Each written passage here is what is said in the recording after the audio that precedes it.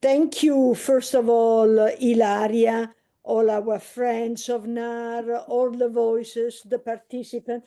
As she said, this has been intense, but also very provocative. Okay, this is speaking is Maristella Casciato. I'm an architectural historian, live and work in Los Angeles at the Getty Research Institute. And right now, for me, it's the afternoon, but for some of you, it's because I'm in London, it's still morning or maybe evening. So take your time, breathe, because we are, reaching the last segment of our book festival, but this doesn't mean that we don't have to put all our efforts again in contributing to this debate. The last session as a kind of, in a certain way, it differs from the others, and that is also the value and the quality of NAHR. We already talked about this diversity. We'll have more than presentation, really a discussion among many voices and many participants. Now, the chapter is related to woods, but we have seen already, through these presentations, this today, that woods, it's also strictly part of what is this natural environment where water, pastures, and other of the main components are at the core of the work of NAHR. Woods is the first chapter in the book. According to and it's the last of this session, but in fact, Woods was selected as a shared ground of exchanges during the residency. Ilaria, if I'm not wrong, the very first one, as soon as NAHR was established. Am I correct? Was the second year the first topic? The first year we had general nature and culture. So yes, the first topic. Yeah. That's good to say. Probably everybody understood so far, and the book is also gives also evidence to that. That besides what we are changing in the couple of next years, NAHR residency were related to a theme, and so this is the year of Woods.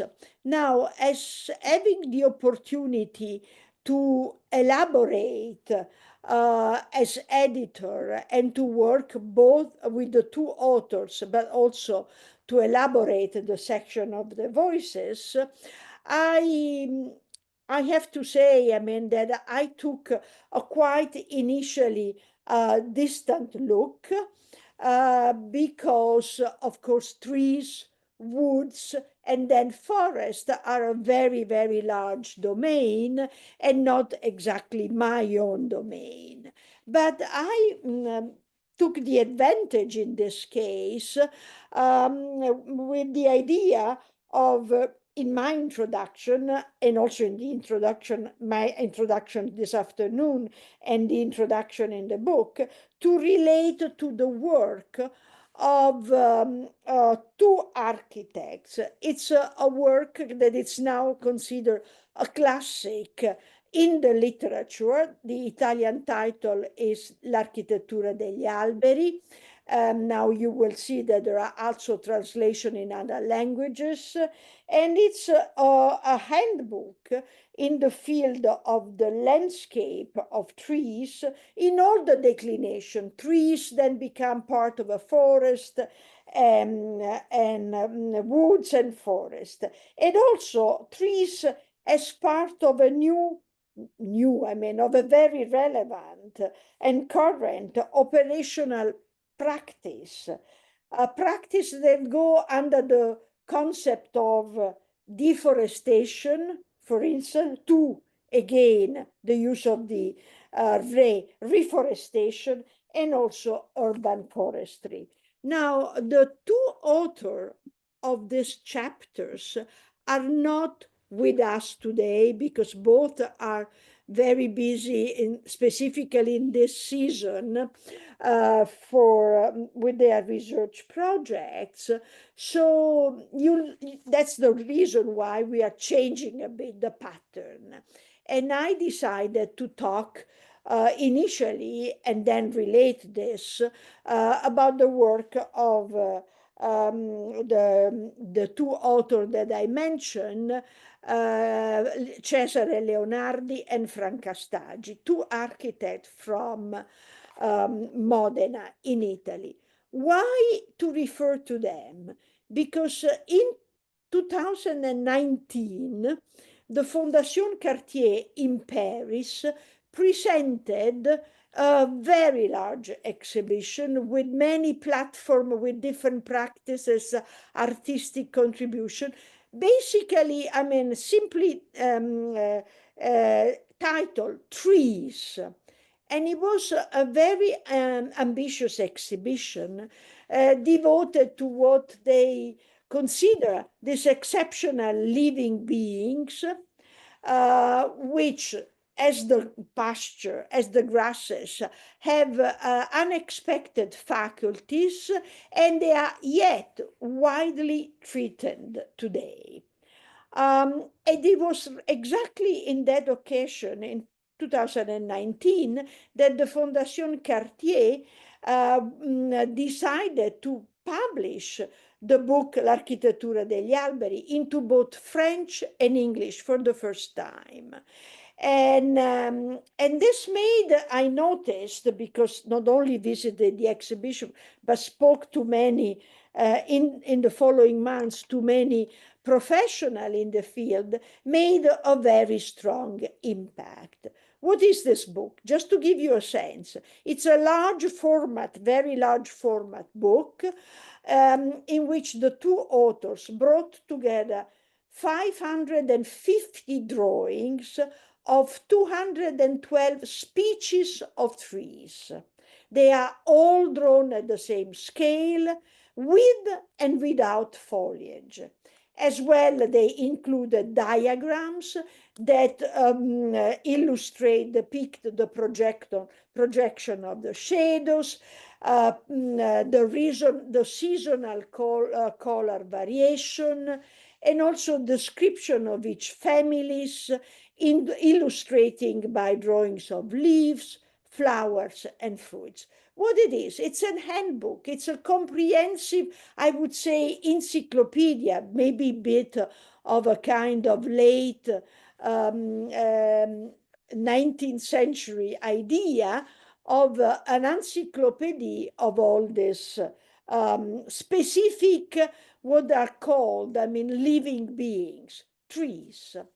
Now, this year, and that's the connection directly also to our book, the municipality of Modena had hosted for the first time a trees festival. This was in the spring, April, probably less than a month ago. Trees festival. Now we have a book festival, I mean a trees festival, and the topic was building the city of trees. And the festival was all about observing the trees, knowing them, because we all think that we know the trees. The species are very, very sophisticated and need a lot of interpretation.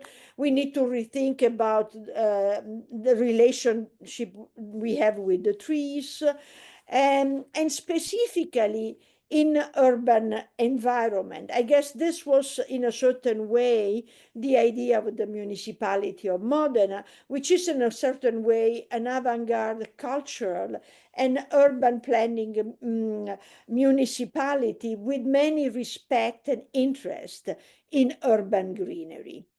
If I read very quickly the program, I mean the section, the thematic section of this program, you'll immediately understood how much our woods, and already in 2016, when we started, we were very timely with this topic. The first spatial and thematic section was knowing how to see trees. And this was a very spectacular case because it was a selection of archival material in the office and house and studio of the author, Cesare Leonardi. Then there was a section on the metamorphosis of trees, interpreting the different transformation, becoming woods and then forest, city of trees, so the context of trees in the contemporary cities, and drawing with trees. So how narrate the concrete international example of integrating trees with planning, with nature, technology to improve the life and the coexistence with all the inhabitants. It is not surprisingly that this topic resonates through the pages of the chapter that we are discussing this afternoon. So here, when I started my text, I quoted, about trees. It's almost an alarm. A red code. What are the trees? They are victims of their own immobility. And then the idea of regenerate and understanding more of their relationship with the urban planning and with the human and non-human. And then I was referring to the book that I already commented. Ilaria, you are moving. Can I go to the second slides? Now, the two authors in this chapter, are Andy Lipkis, and the second author is Luca Mangili. Now, both of them, if I read the titles of their essay, Lipkis, you have it in front of you, trees need people and people need trees. If I read, we'll see it later, but anyway, around the woods and us. So in both cases, both the more global and the more local of the essay speak about this importance of the relation between trees, woods, and the people. Trees that represent us as a human being, but also natural at large. So this was for us an important, how to say, liaison between these two essay.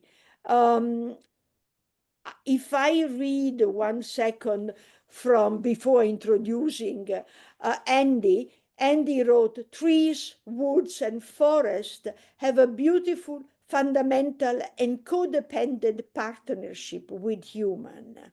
So this idea of us, the people, and I want to just to make you clear understanding. In this image, you also see, an image of, I guess, of our author. Yes. Andy is a project executive of Accelerate Resilience in Los Angeles. Again, this idea of resilience, part of reforestation, resilience also of the native, beings, the trees. He also founded Tree People. Tree People, it's a very important agency in Los Angeles. And with Tree People, he started planting trees and rehabilitating smog and fire damaged forest. He also pioneered urban community forestry, and also management of various management movement. Though he comes really from hands-on, really, I am also someone who doesn't want to share the idea of bottom-up, but Andy really worked with the community. He's not originally an architect, but among his honorary or a landscape architect honorary titles, he was named forester by the Society of American Foresters. and also landscape architect by the American Society of Landscape Architecture. So this tells you that very often the professional aspect also comes with this idea of working within the community. And he specifically is a strong advocate of urban forestry, a practice which I hope, because some of our fellows are very involved in this practice, will be come up in the discussion. Can we see also the following slides? Because the following slides, it's also showing, I mean, from his text, why he is reinforcing his idea of trees that supply all living organism. And again, the major topic of NAHR, I mean, that will come after this, the woods, I mean, air, water, food, herbs, I mean, all these kind of forms that are part of the ecosystem of trees and of the soil, in which trees grow. So already when we started at NAHR had its first residency. I guess that in the idea of woods, there was a kind of moment of consideration. Woods would be able to open our reconsideration to all other topics related. The second essay, go to the next slide, please, is the one of Luca Mangili, The Woods and Us. You see again the word resilience and interdependence. I mean, those 8 authors, they only talk to each other, not personally, they don't know each other, but through the editors, myself, Ilaria, a small group of editors. But what was our intention really with this book was to find a common language, to find how this way of thinking could go from the global to the local and express a very strong and very important communality in thinking. Now, a few words about Luca. He's the president of one of the association for the flora, I mean, all kind of herbs, flowers, grasses in the Alpi Bergamasche, where the region of Valtaleggio.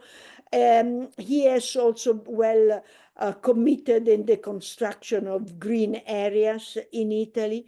He has collaborated with many institutions, both at local level, but also at academic level, specifically for the protection of the floristic heritage of the pre-Alps around, Valtaleggio, what are called the Oribie Alps. And he also contributed, to many publications. In his case, when you read his essays, you notice how much he is a strong advocate of the practices of reforestation, but with a specific accent, fostering the attention to reforestation, but allowing biodiversity and ecosystem. And this biodiversity is one of the key concepts that NAHR and NAHR fellows have been very much, being interested in. Few words,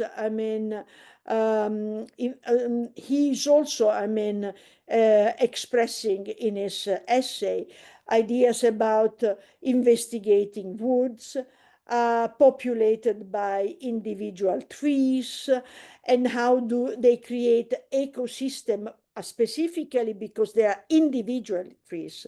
Don't forget the more 550, it's only a dictionary species that we talked at the beginning.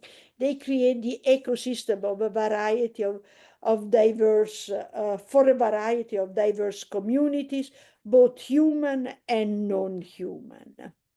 Now, it would have been very interesting to hear one of them, but this is also what the book is. In this case, the book, as in all the chapter, but it's extremely rich in terms of the voices. Also because voices tend to look to aspects that came at the surface this afternoon, today, but they are not always very, I heard the idea of the grasses that speak, and so on. But I think that there are aspects in this chapter that are particularly fascinating. Ilaria, can I see the next Yes. slides? Thank you for helping me. Okay. Those are voices in the chapter Woods. And the one that really was for me extremely interesting and fascinating is at the beginning of the voices, listening to the woods. Now, listening means, I mean, almost what our colleague Sabina Mariocco was talking about, almost a religious act. Sometimes it's not only the silence of the woods that allow you to listen, but it also some very unusual noises, the noises of the branches, the noises of the wind, the noises of the animal moving. I mean, for instance, up and down the trunk of the trees. So there is a certain religiosity in this chapter on listening to the woods. And Ilaria, I know that we have among our fellows at least a few of them who have been really interesting in the voice of the woods. Do you think that we can ask them? This is an image that relates to one of them. Caroline, I don't know if she's still around, Clark is a LA-based artist, but she really was fascinated the way I am through this idea of the voices, the voice of the woods. There she is. Oh, Hello. there she is. Hi, Caroline. Hi. I've really been To say enjoying. something about this idea because this is really unique. And I try to interpret from what I know walking through woods. I mean, there is a sound, there are voices, there are, I mean, there is silence, but there is also those kind of unexpected voices. Please feel free. Well, thanks. I've really been enjoying the discussion. But yes, my process involves walking, taking long walks. It's just part of my process to go for long walks without a particular agenda and make images along the way, kind of paying attention to the what is going on around me as a way to instigate attention.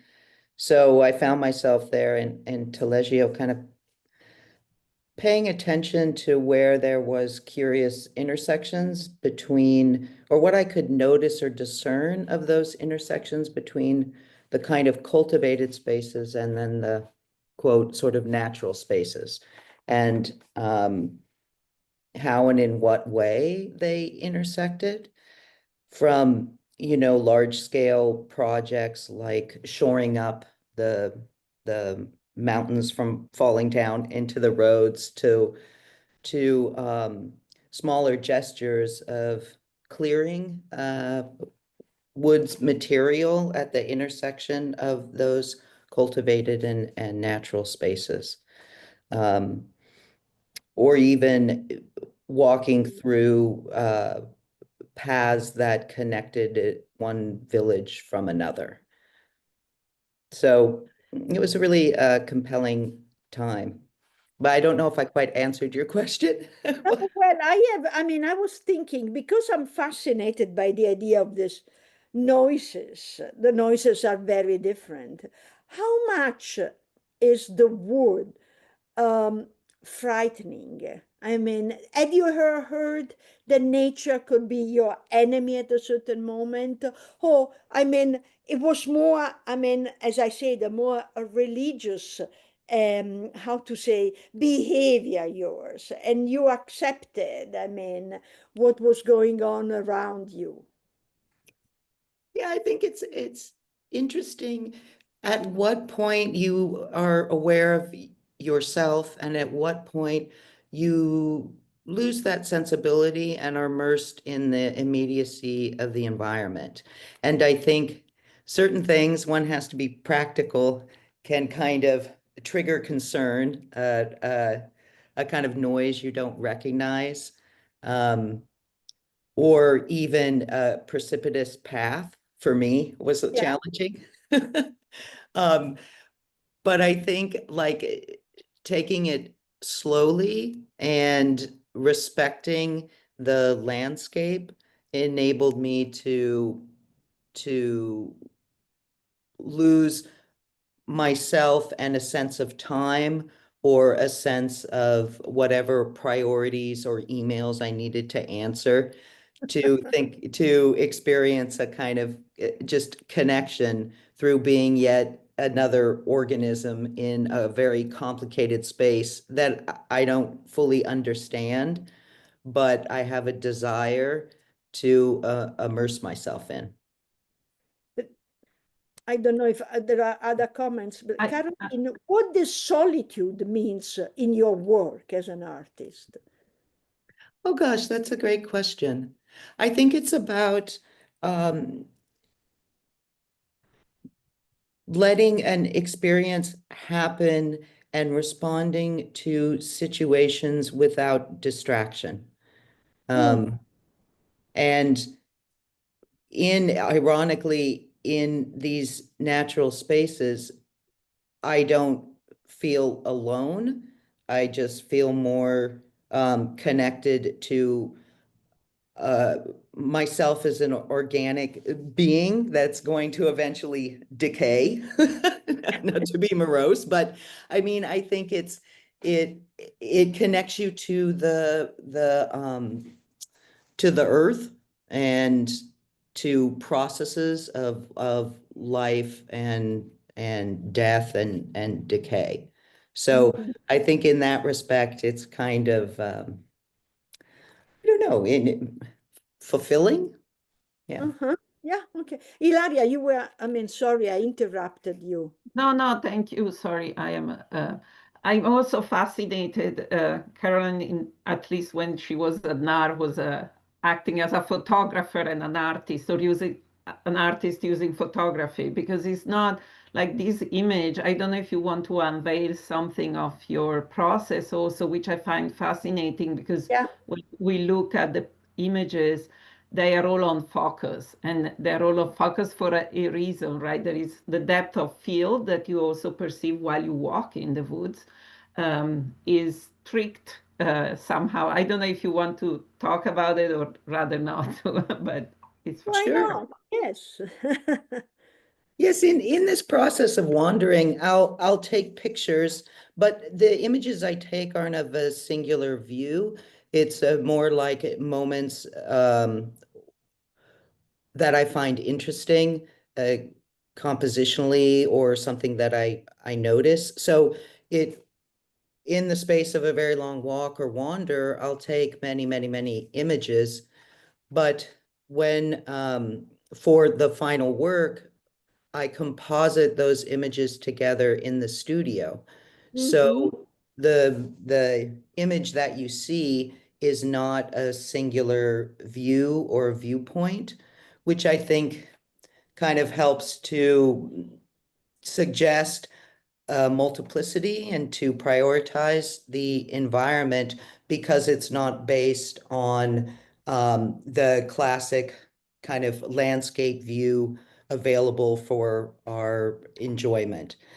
So that's why in compositing images together, particularly at this time, they look cohesive, but if you spend time in front of them, similar to an experience in the woods, there's a lot of confusion in how and in what way the spaces actually would function as a singular view. So if you know photography and you understand like that it is difficult to achieve a perfect depth of field in an image. And so you're given all, because pictures are composited together, all components of the image are quite clear. So it mirrors that experience of physically looking and being there while confounding a singular moment or view.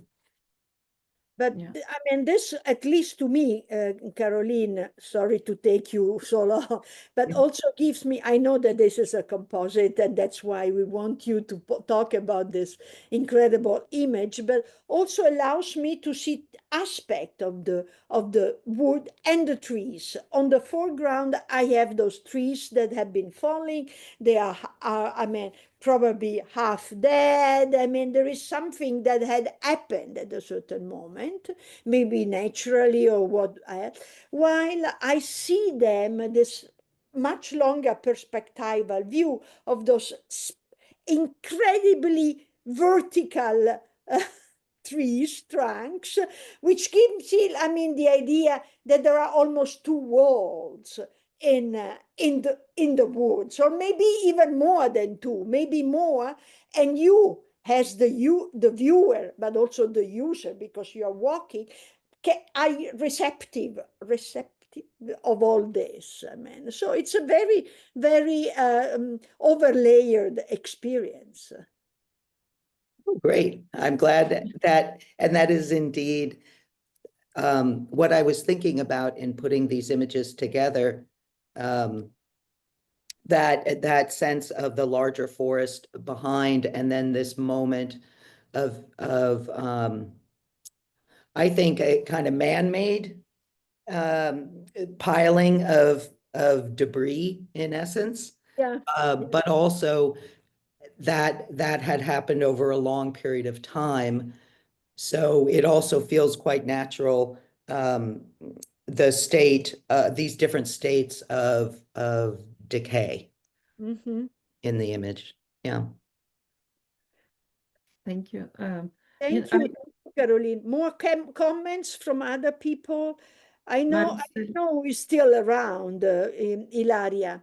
Yes, I actually know that Marvin is there, so I was going to Go ahead. jump in a different way of what is being Marvin, I see you. happening to the woods by, talking about. Sorry, I'm just shifting the slide to Marvin's. Marvin came to NAHR last year, the year of the fire. And so it's not this image or his work didn't make it into the book, but it's very relevant to us. So I'm going to keep it this way if it doesn't go. But Marvin, do you want to jump in and just your perspective in observing the woods and the relationship to fire and that other experience that, in our own lives we have kind of come across, but do you like to jump in?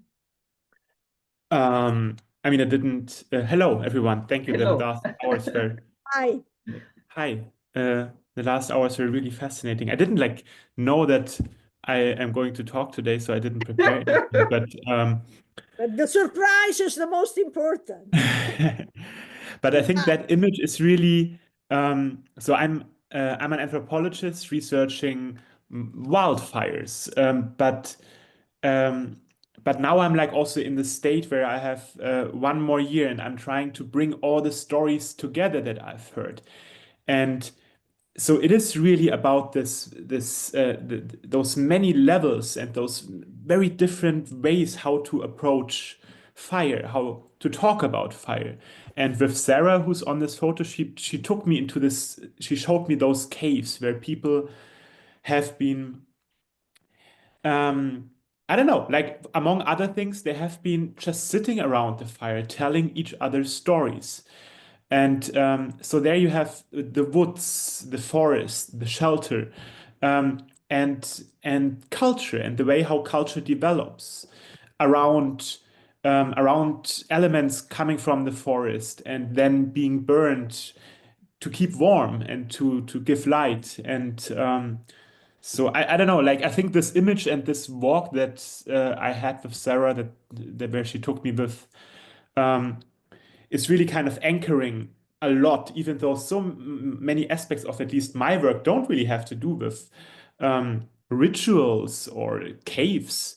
But this anchor point of like sitting around a fire and talking and embracing also the fact that there are so many different kinds of narratives about the same thing, kind of.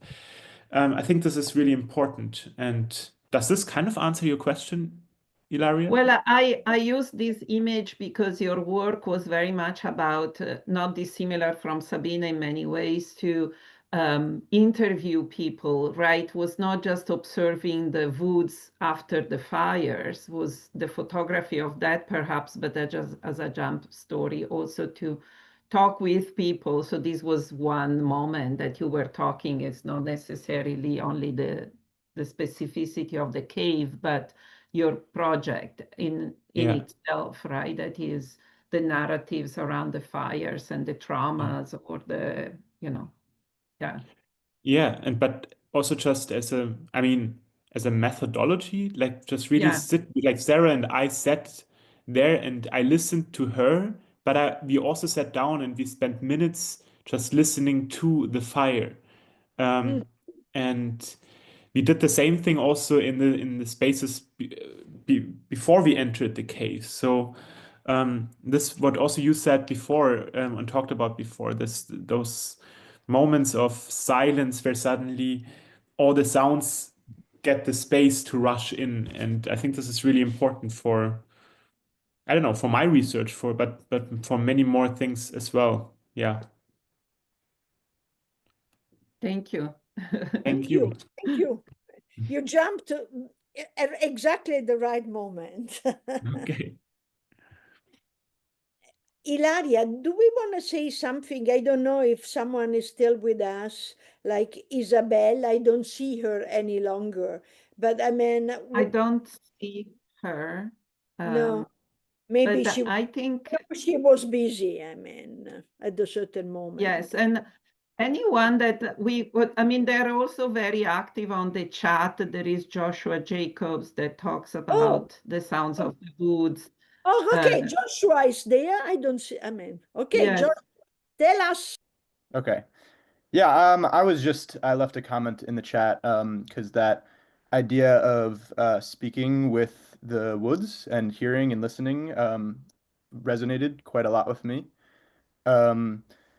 Just also like independently, this is not something I really had it's something I independently arrived at through my own life and exploration and growth, I would say, and then also discovered that it existed out there in the world, and now hearing it again from you guys that this is something that people do and that is real. And for me, it has kind of manifested as just meditative states in nature, um, whether it is walking or I really like to go and find a nice spot like around trees and just like breathe very intentionally. And I find that some of the most profound moments of epiphany and clarity in my life have come in those moments. And I do truly see it as like wisdom and communication that I've received from whatever force of nature is out there. And I think have I see it as Gaia. I know there's lots of different ways that people can interpret that. I've also discovered like Henry David Thoreau. He's done some cool writing about this concept of the universal being. Uh, and he wrote, yeah, this essay called Nature. And after having these own experiences, like I independently read that and it was quite amazing to read that he was saying some of these same things of like the most purest kind of learning that you can do doesn't come from reading books or learning from humans, but it comes from cultivating a relationship with what he called the universal being, and I interpret as Gaia. But yeah, that's been my experience, and it has changed my life, I would say. Thank you. That's relevant. Do you, Ilaria, you are controlling the chat. Yeah. No, I see Mish also, that was there the year of the fire, but work with fungi, kind of the underwoods also. The woods are, many, many things. Also the sound when we walk on the soft, and many others. I don't know if, and then otherwise we jump to the, maybe the closing of the book, Maristella, physically, or I can speak how to, Sabina, if you like to sorry, there is some time lagging in trying to manage the various voices offline and online, please. I see Sabina and Mish both. Go Sabina and then Mish, maybe.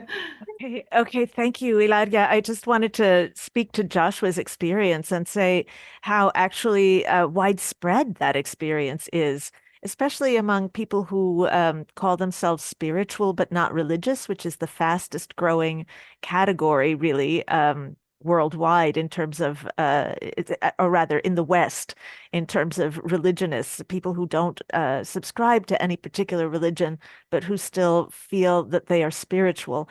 And this connection with nature often happens through trees, through, as you said, Joshua, breathing with trees, meditating with trees. So this is actually really widespread. It's not weird at all. And it's something that many humans feel. And it makes me think, of course, about E.O. Wilson's idea of biophilia, that we are all kind of hardwired to connect with nature and to love nature and manifestations of nature. Yeah, thank you, Sabina. Thank you, Sabina. That's very important that we make it clear. And the spiritual aspect, which has been like a kind of red thread among some of our discussion this time, I mean, today and also a week ago, I think it really opens eyes on other aspect of the work, of the book. You mentioned who else? Mish she's muted, but Mish, would you like to come off mute? Yeah, so I was pointing to a chair I made of, or a platform I made of mushroom blocks to sit on and meditate.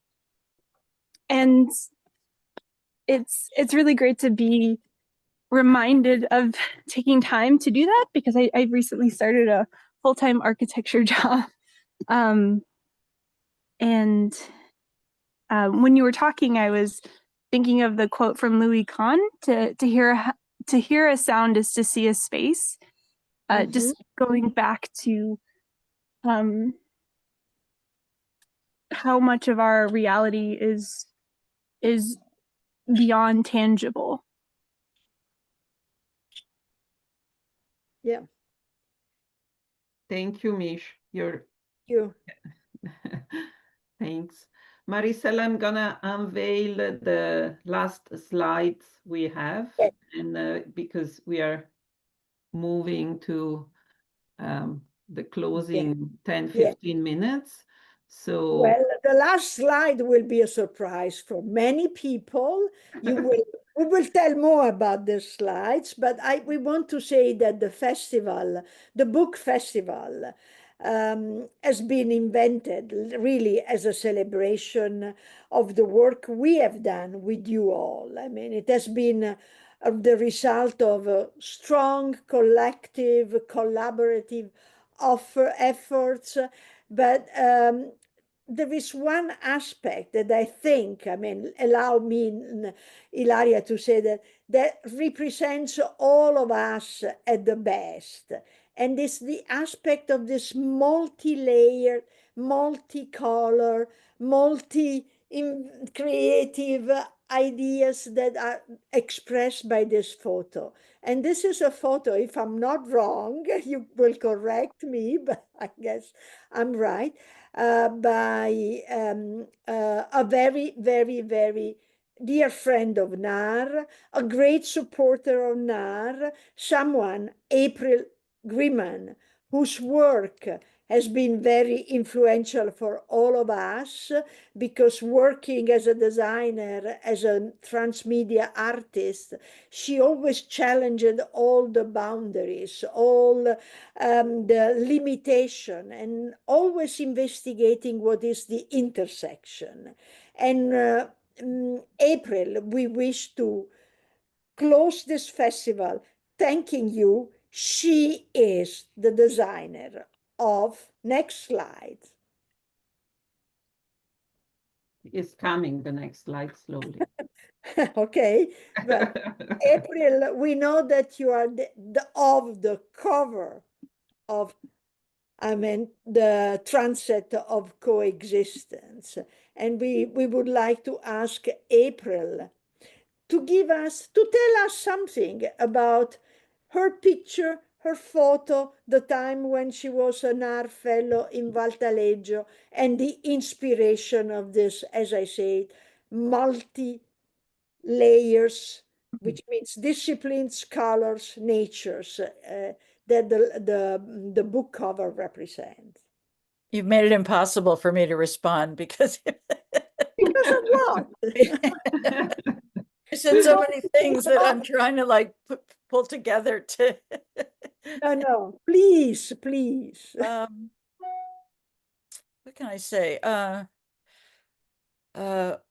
I first of all, this is a photograph, and it's of a grass plant, and at this time when I was in the Rock and Stone, was that right, Ilario? Yes. I was in the Rock and Stone retreat, and so I had the misfortune of the first day of the workshop, the first morning, of injuring myself, and I wasn't able to kind of fulfill on what I wanted to do with my photography, but so building on the experience though of sound and space, I ended up not being able to really walk with the group because I had a walking stick, and I had hurt my back and I burnt my hand. It's like but I really appreciated and I had a cast on my hand, or so therefore I had a lot of limitation, but well, I peeled off myself many times, or sometimes I spent days alone, just wandering. I was so struck by, on the one hand, when you're in such a strong natural condition, you always do think of, how much you cherish silence. But in fact, I kept finding nature to be so noisy.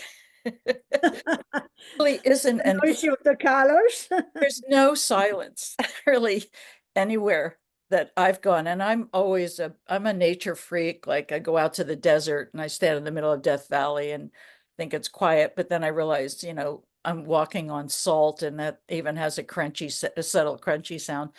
But nonetheless, this I ended up shooting a lot of video, and I just opened up my file, and I have about 2,000 images and videos that I shot as a handicapped person in Valtaleggio.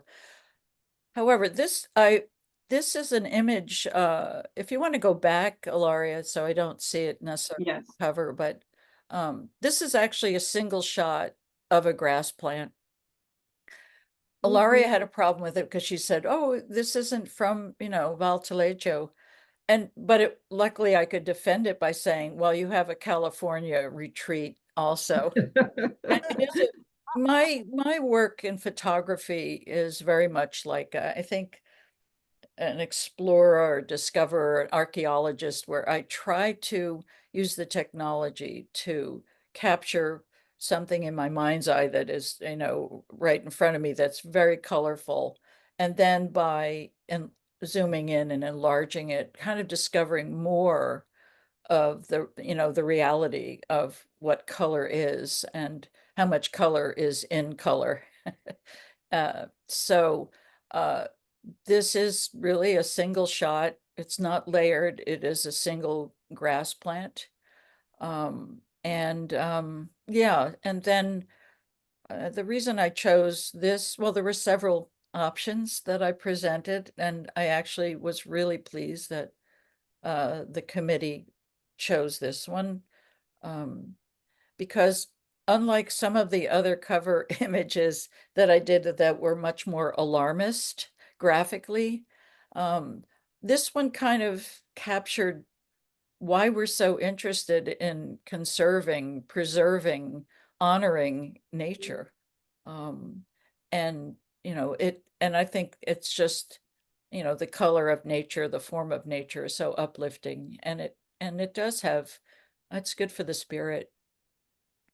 So that's pretty much what I Well, can say on this. we are happy to share your words with all our colleagues, friends, right? But it has been an interesting experience also for us, April, and we are extremely grateful. And it's really the signature of the. You told us, oh, but it's a cover. I mean, it's for us. It's the signature of the ideas that we all shared. Thank you. Yeah. One of the nicest things I've ever heard from a client relationship. Yes, it's the polyphony, right? We use the term polyphony in our book to describe who we attempt to be, and we are actually, and the work that this book represents is not just the 9 people on the cover, which are already a big group, but is the polyphony. And I will come off the sharing of the cover, thank you, April, to really represent the polyphony of everybody that is here today, for example, and that has been coming to NAHR. We are kind of coming to the closing. We are to the half an hour, to the perfect timing. But it's also possibly the first time that the generations of NAHR that have come to NAHR in the past have written about NAHR, and the ones that are there right now and the ones that will go in the summer are all in one monitor.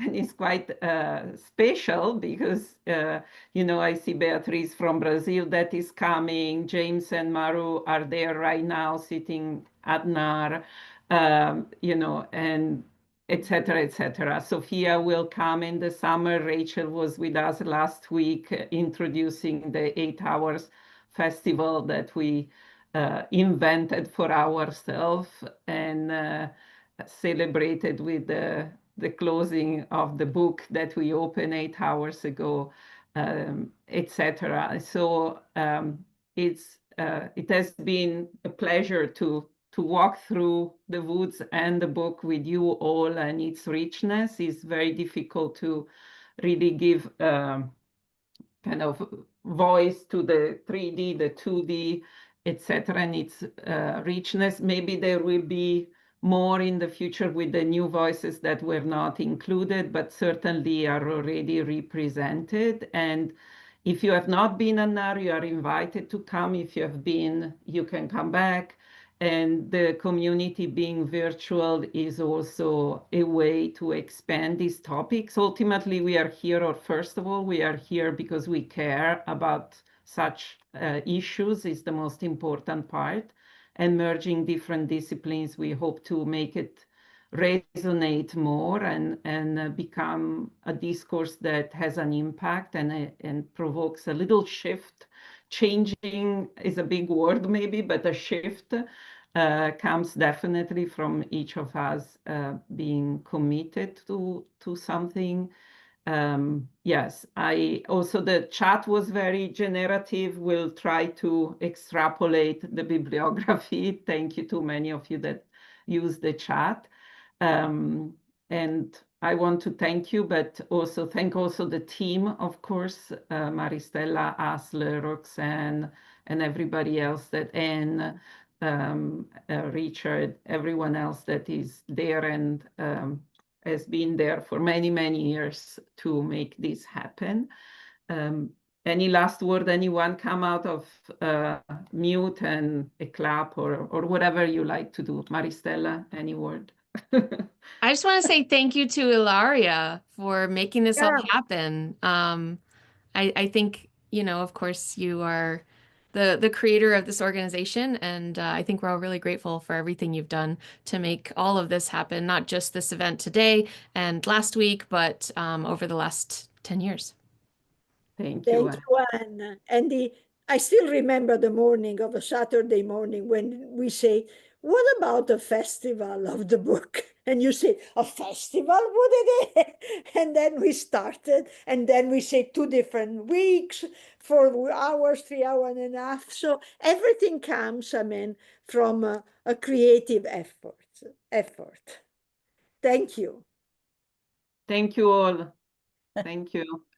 Stay well. Thank you. Thank you. Yeah. Thank you, April. Thank you again. Thank you, Thanks. Thanks, Maristella. everybody. Forward to having you back here. Nice to Thank see you. you all. We'll see Thank you again. Kelly. Thank Bye. Thank you, you. Bye. Colin. Thank Wow. you.